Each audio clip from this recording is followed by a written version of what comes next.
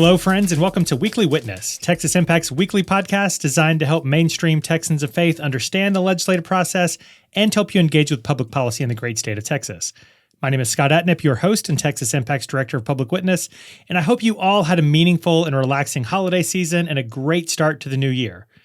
Because it's about to get busy and your advocacy will be critical in the next few months. And I know there's going to be a lot of attention paid to what's happening in Washington with the new administration, but the Texas Legislature convenes next Tuesday, January 14th, and will be meeting for 140 days.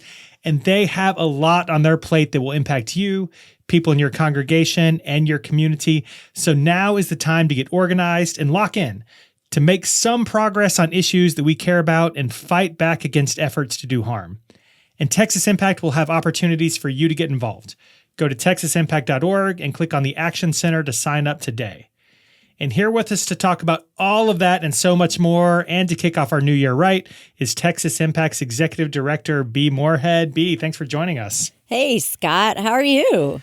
I am fantastic. Had a really good holiday, feeling refreshed, feeling ready for the fight that is to come. How about you? I am doing great. I had a really good holiday. It was pretty low-key and relaxed. Obviously, we had the big excitement near Thanksgiving because we had a wedding. One of our kids got married. And so Christmas was kind of extra relaxed because Thanksgiving was not. So I got a lot of sleep and read and hung out with my family, and I'm ready to go. I love that. I know we live in different places, so I'm never able to make it over to your big New Year's party. I hear that was fantastic this year. But my question is, did you have the UT football game on during that New Year's party? It is going to come as a huge shock to you that we did not have the UT football game on during that party. We do like to we have a party every year on New Year's Day where we have black-eyed peas, and we call the party Get Lucky with Moorheads. And that is just what it's always been. It is a fun time to reconnect with folks and never, ever watch TV. But I did hear that my Longhorns from my alma mater of my degrees are playing a team that I guess I should have some sort of familial affiliation with. Is that right? Yeah, and I will say we were on the SPPO, the Lutheran State Public Policy Office call this week, and our Lutheran colleague from Ohio, Nick, was taunting me with his Ohio State beanie. And so just so our listeners know, since you can't see, I'm currently wearing a University of Texas hat. And since B, you came from Ohio, I did come from Ohio. I did come from Ohio, but I did not come from that part of Ohio. I came from northeastern Ohio, so of course Kent State is the university that I grew up around. But the Cleveland Browns are, as far as I know, America's football team. So said one person ever on this podcast, I guess. So that said, I will be wearing a bunch of burnt orange for the rest of this week, getting ready. Maybe we'll have a special guest in. We probably won't to talk UT football after they destroy Ohio State this week. So a lot of attention being paid to college football right now. A lot of attention being paid to what's happening in Washington, D.C. for different reasons, not relating to football. But we do have a new administration coming in. There's a lot going on in D.C. But the Texas Legislature is coming soon. Talk to us about why people should be paying attention. I know a lot of eyes are going to be on D.C., but why should listeners be especially engaged with what's happening here in Austin? Well, gosh, so many reasons. I mean, one, what happens in Austin is a lot closer to the people in Texas than what happens in D.C. So, if you're interested in the day-to-day circumstances of your local community, what happens in D.C. is much less likely to have immediate import for you.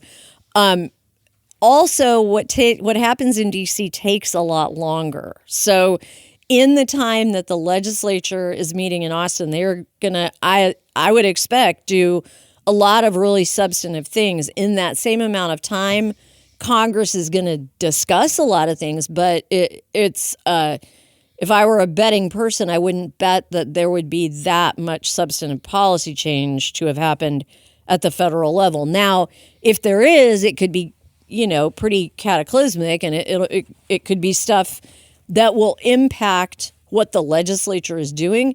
So there's certainly the opportunity for there to be interaction between those two things.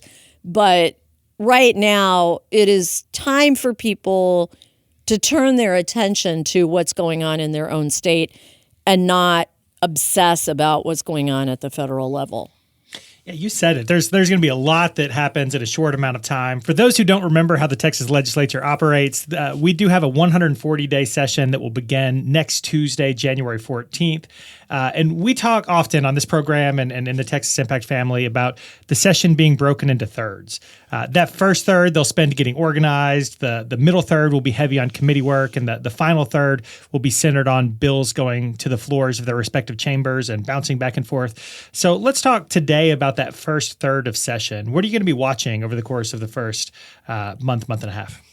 Well, I mean, the thing that I think many people are going to be watching is the first thing is the speaker's race. So we know that there's going to be a new Speaker of the House in the Texas House of Representatives. We don't know who it's going to be. There are two Republicans right now who are vying for that seat. There's also a Democrat, Representative Ana Maria Ramos from Dallas. So Dustin Burrows and David Cook are the two Republican Speaker candidates, and Ana Maria Ramos is the Democrat candidate. But that doesn't mean that there couldn't be one or two or even a lot more candidates by the time the legislature finally convenes. And, the speaker plays such an important role mechanically and also symbolically. So there's a kind of a tradition in American and Texas politics that the House of Representatives is like the people's chamber, right? That the Senate has this kind of rarefied quality about it. The lieutenant governor is elected by all the people in the state. It's a statewide office. But that the speaker is elected by the other members of the House, and that speaker's primary responsibility is to lead the House. Often, I think it kind of seems like in a contest with the Senate a little bit to gain, primacy. I remember it works the same in the U.S. House. That the House elects the Speaker. And I remember when Newt Gingrich was elected Speaker, and there was a big op-ed in the New York Times or the Washington Post about the term Speaker and the title Mr. Speaker or Madam Speaker if it's a woman, but that, what a kind of primal feeling we get about that term compared to some of our other elected official names. So the speaker is a big deal. Also, not symbolically, but procedurally, the speaker is the one who appoints all the committees. Appointing the committees is one way to put, not just your thumb, but your whole fist on the scale of what legislation is likely to get through those committees or not. And then the speaker is the one who sends legislation to the committees. So the speaker is really responsible for a lot of what the process is going through the legislative session. It's a tricky deal, right? Because on the one hand, so you'd think every Texan should care who the Speaker of the House is. Everybody should weigh in with their own representative about who they think their representative should vote for Speaker. And on the other hand, the long-standing tradition in Texas is people should not be attempting to influence the Speaker's race from outside the chamber. That is, the term is this a private fight or can anyone join? Historically, the Speaker's race is a private fight. That's between the members. And there are reasons why that's probably good. So it is, it's weird that it's become so public over the last few sessions compared to how it was historically. It's definitely very public now. And recently there's even like clearly money going into the speaker's race, which was something that was just not true before. But having said all that, I think the most important thing for most voters is it's not so much for you to tell your legislator, not for you to tell your House member who you think should be speaker. It's to tell your representative what kind of representative you want them to be, the kinds of things you want them to accomplish, what you want them to be prioritizing legislatively, and tell them you trust them to vote for a speaker who will help them accomplish that. So your legislator's primary job is not to elect a speaker from your standpoint as a constituent. As a constituent, your legislator's job is to work for you. Yeah, and I think for folks who haven't been around the legislative session that much, it surprises people how long it takes for them to get up and running. We'll start having action alerts in about 2 weeks. And for the first month or so, there will not be a lot of legislation on those in terms of committee hearings and that kind of thing. That first third of session really is about relationship building, both for the members and for constituents. And so talk to us about what you hope listeners will do during that first third of session. It's not going to be call your member today on House Bill, whatever. It's going to be relationship building, right? Yeah, and it's going to be, so it's really important what you just said about it's relationship building between constituents and their legislators and between legislators themselves, right? So if you think about it, many of these legislators, anybody who's a freshman probably doesn't know anybody or almost anybody else in the chamber, but they're going to depend on those people to help them pass legislation. Other people are going to be coming to them asking them to help pass legislation. And in many cases, that legislation is stuff that is particularly important to just that one person's district or just a couple of districts. So, if I don't know you and you don't know me and I say, well, we've never met, but my constituents need a thing, you might say, well, why should I care? The reason that you would care is because we've taken the time to get to know each other. We know our family members' names. We learn what's important to each other. We often, House members learn, House and Senate both, but we're talking about the House.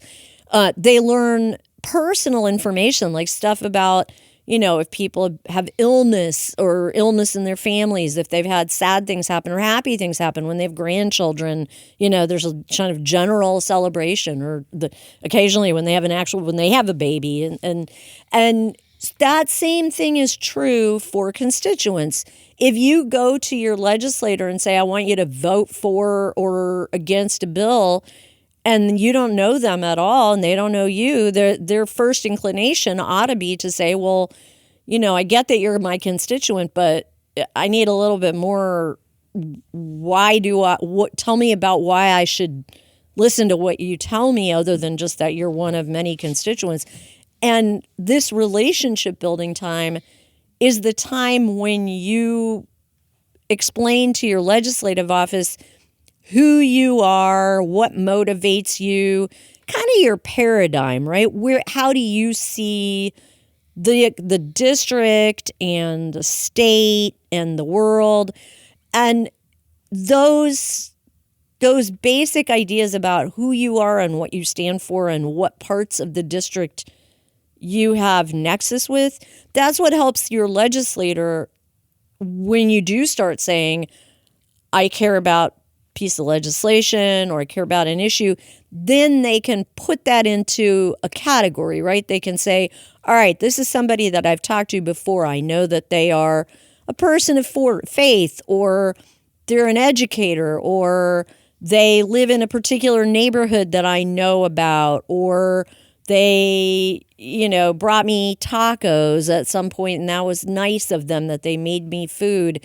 There's any number of ways you can relate to somebody, and the only real rule is it better be authentic. You don't want somebody playing games with you and trying to build a relationship with you that isn't really real, is just intended to get them something, get you to do something they want. People get mad when they find out they've been manipulated into believing they had a relationship that wasn't real. So if you disagree with your legislator, your paradigm is very different from theirs, you don't want to go in and say, I'm just trying to make nice. I just want to try to get on your good side, and then later I'm going to ask you to do things I want. You want to say, I want to have a real conversation with you. I want to have a real relationship with you. I understand we probably disagree about a lot of stuff, but I still believe it's important that we live in the same community. You represent me, and that's important to me, and I want to make sure to help you do as good of a job as possible. And likewise, just because you think that you agree with somebody, I mean, I have a pretty tight relationship with my husband, but we don't agree about all kinds of things. And it's important that we say, I love you, but I don't agree with you on this thing, and I need you to understand why.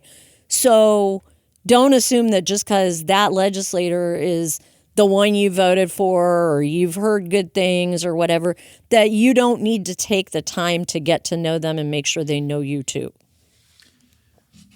I think that relationship building is important. And as I talk to advocates throughout the state, I think there are a lot of folks who have a hard time getting started in this advocacy work because they're trying to do it by themselves, right? And so it's a lot harder to go talk to a legislator by yourself than going with your Sunday school class or small group or something like that, right? And so Texas Impact is trying to find opportunities to bring people together, to allow you to be in relationship with the Texas Impact staff, to allow you to be in relationship with other people who care about the things that you care about.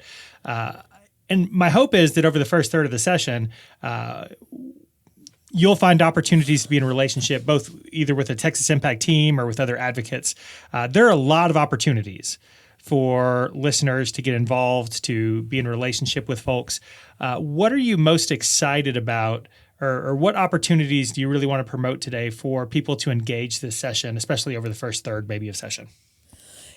For the first third of session, we have some events that, including specifically the United Women in Faith legislative event, which is promising to be for by far the biggest attendance we've ever had at that event. We also have, that's a big turnout event. That's a 2-3 day event where people come, they go to the Capitol, they hear from speakers. So it's sort of like a extravaganza. But not everybody wants or needs an extravaganza in their life at the end of January. There are lots of ways to get engaged in more smaller chewable chunks, I guess I would say. So one of the things is we have the teams that we've had ongoing, the issue teams. Those teams are, kind of making a pivot as we come into session where they're starting to work more specifically on how they're going to do advocacy. I know for sure that a couple of them are planning specific legislative days for those teams. Those are not extravaganzas. Those are more, 15 or 20 people who come to the Capitol together to talk to the members of the committee about the legislation that the team cares about. But even if you don't want to come to the Capitol at all, or that's not possible for you, there are plenty of ways to be in relationship with other people via Zoom, via the network, the email network. Those are all things that are kind of issue related. And then the rapid response, which I give you credit for, Scott, for having started, and our Monday standing meeting, which I guess we're calling Monday marching orders. Mondays at noon, you can get on Zoom with you, Scott, and me, and sometimes guests, and We'll go over kind of a just-in-time rundown of what's going on this week at the Capitol. You get an action alert that'll tell you specific bills we're watching. And to your point about the first third of the session, even before there are bill hearings, we're watching bills. We're watching bills now. We've got our staff are watching, probably thousands of bills at this point. And there are issues that, it may not be clear exactly what the bill number is that's the vehicle at this point. Vouchers would be a good example. There's probably a lot of voucher bills. We don't know for sure what's the real voucher bill, the one that's going to be the one that gets pushed. But you don't have to know the bill number to be able to talk to your legislator and say, in general, I have feelings, I have concerns about the idea of vouchers and ESAs, or I just want children to be able to have safe, high-quality, affordable pre-K, or whatever the thing is that's interesting to you. Those Monday meetings are, I think, the singular opportunity not just to hear from the Texas Impact staff, but to get on Zoom with people from all over the state who also are out in their communities doing the same stuff you're doing, trying to build local networks and relationships. And I'm just so excited about the way that our network is building itself. We now have a group of women in North Texas who met through Texas Impact. A lot of them are United Methodist. They're not all United Methodist. But they now have a monthly lunch, and they get together and figure out how they're going to work on issues. Usually they're issues that Texas Impact is interested in, but not always. And they've developed real in-person relationships because they were part of a team that Texas Impact made available to them. Yeah, those teams really are a great way of building community among people who care about similar issues. And so as you're listening to this episode right now, I'd encourage you to think about some people who might care about justice, might care about these issues that we're going to be talking about throughout the course of the session.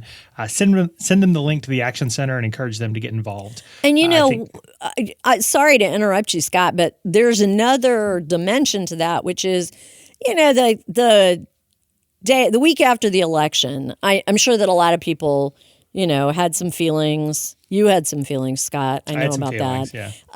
But my next door neighbor had some feelings too, and she's got little kids. She's quite a bit younger than me, and she was telling me about her feelings. And one of the things she said was, I know that I am pretty privileged, and I'm not going to be the primary target for some of the federal proposals that seem scary to people, but I really want to help, and I know that you're engaged with this stuff, so can you just be sure to tell me if there's stuff I can do? Well, now it's kind of on me, right? That's about as clear of an ask as she could make, so I need to remember to say, hey, you asked me to tell you, so I am. And if you don't have time, that's fine. But here's a phone call you could make, or a postcard you could write, or whatever. And I would encourage people to think that if you're listening to this podcast, you're already a really engaged participant in the democratic process. You are therefore a leader for your community. And so don't just think of yourself as someone who's kind of quietly doing your own civic engagement. Bring other people along with you. Yeah, I think that's good. You mentioned people having feelings. I think a lot of people who listen to this program, a lot of the people that we saw at events over the course of the last few months of last year were having feelings. One of the things I said before we signed off from this podcast in December was spend some time over the holidays, touch some grass, get some rest, do all of those things, but be ready to come back in January ready to work. I wonder if you have I think there are a lot of people who are concerned about what this next year is going to bring, both at the state and federal level. And so I wonder if, as we close out today, if you have any specific wisdom for Texans of faith, Texans of conscience here at the start of what we think will be a challenging year. What wisdom do you have to share with folks today? I hope people keep two main ideas in mind this year. The first one is you're not going to be able to fix everything, address everything you want to, do all the things that you feel called to do. And the other thought is you definitely can fix some things. You definitely are going to be able to engage in ways that are really meaningful. A lot of people, when they confront what seems like an overwhelming set of circumstances, they, like we're facing today with what appear to be policy crises looming at the federal level and the state level and maybe the global level as well eventually.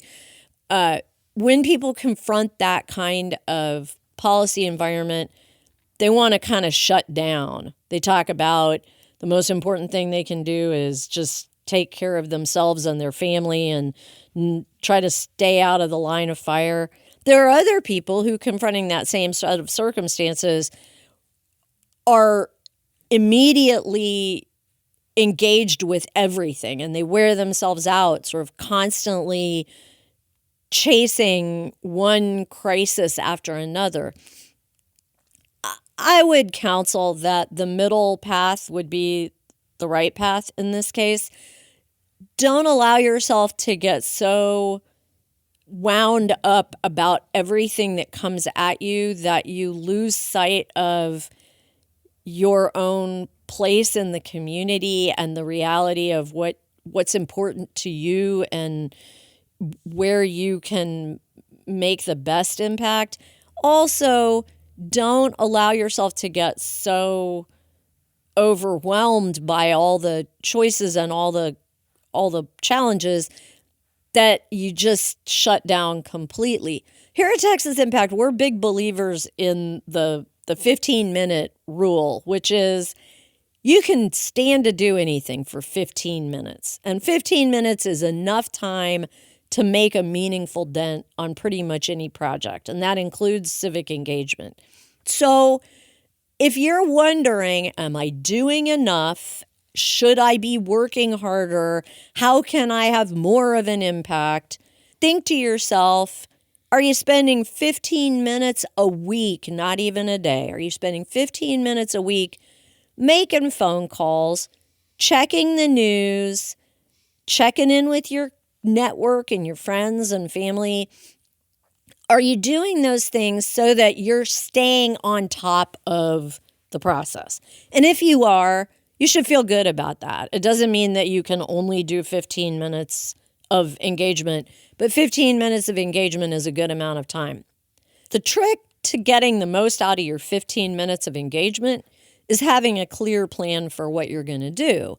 And here, Texas Impact is ready to help you. Like in years past, we're going to have our Monday noon Zoom meetings, which we're referring to as Monday marching orders. If you get on that Zoom on Monday at noon, if you listen to it later, if you read the action alert that we mail out as part of it, that's going to give you the very clear, precise instructions for what we believe are the 15 minutes of engagement that will help you participate in advancing the policy issues you and your faith community care about. I love that you said that because a pastor friend of mine this week already said, am I carving out my 15 minutes for my Monday afternoon calls after the Monday meetings? And I said, yes, that is still a thing. So go ahead and mark off your Mondays, the noon hour, and then save 15 minutes that afternoon. We'll have an action alert for you every week once legislative session starts. Make a couple telephone calls every Monday. You can do your thing. Any closing thoughts today, B? My final thought for today is just how excited I am for this year. I know that might seem counterintuitive. Seems like there's a lot of potential policy challenges looming, but I'm just hearing from people in Texas Impact's network, from faith communities, from the wider world, a real hunger for opportunities to work together for progress. And I think that's exciting. So I'm looking really forward to seeing what our Texas Impact Network and our member faith traditions can get done this year. I'm also excited to see how the faith community responds this year. I think we have some real opportunities. So, B, thank you so much for the time today. I guess this is the preview. We're about to do this 20 times over the course of legislative session. So here we go. We're off and away, right? Yep. All right, friends, I hope you enjoyed the conversation today, and I hope you are ready for what's to come. As B mentioned, we hope to see you in Austin at one of our events during the legislative session, or on our weekly Monday marching orders with B, or on one of our teams. There are a lot of opportunities for you to get involved, and your voice is going to be important, so I hope that you are mentally preparing yourself to use it. And again, I hope that you're inviting some friends to join you in this journey. Again, please use the resources on TexasImpact.org's Action Center page and invite your friends to join a team that interests them. If you have a question about any of it, please reach out at scott@TexasImpact.org. While you're on the website, the new year is a perfect time to sign up to be a member of Texas Impact. Your membership supports this podcast and all of the work to engage Texans of faith to advocate for a more just and equitable Texas. So with that, B, I think that's about enough show for today, right? It's a good place to stop. All right, let's close out this episode. So remember, the world needs Texans of faith active and engaged. So let's get to work.